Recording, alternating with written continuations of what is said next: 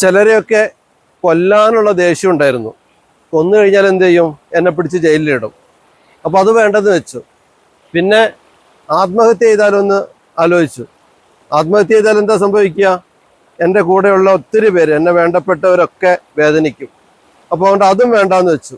പിന്നെ ഈ ചിലരൊക്കെ ഉപദ്രവിച്ചതും വേദനിപ്പിച്ചതൊക്കെ മനസ്സിലേക്ക് ഇങ്ങനെ വരികയാണ്. അപ്പോൾ അവരെ കൊല്ലണം, മരിക്കണം എന്നൊക്കെ വരുന്ന സമയത്ത് അതിജീവനത്തിന് വേണ്ടിയിട്ടാണ് ഞാൻ ഈ കാടും പുഴയൊക്കെ അന്വേഷിച്ചിറങ്ങിയത്. ഇപ്പൊ മനസ്സിലൊരു സങ്കടം വന്ന അപ്പോൾ ഇതുപോലത്തെ കാഴ്ചകളിലൂടെ ഇങ്ങ് ഇറങ്ങും. അപ്പൊ ആരോട് ദേഷ്യമില്ല, പുറത്തു കൊടുക്കാൻ പറ്റുന്നുണ്ട്, മറക്കാൻ പറ്റുന്നുണ്ട്, പൊരുത്തപ്പെടാൻ പറ്റുന്നുണ്ട്, ജീവിതം ഹാപ്പിയാണ്.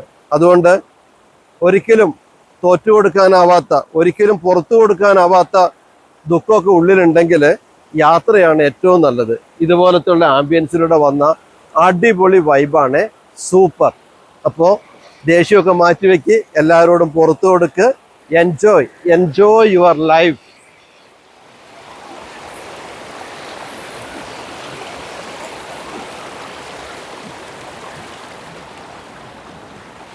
ഹായ് പശുക്കുട്ടി. എങ്ങനെ?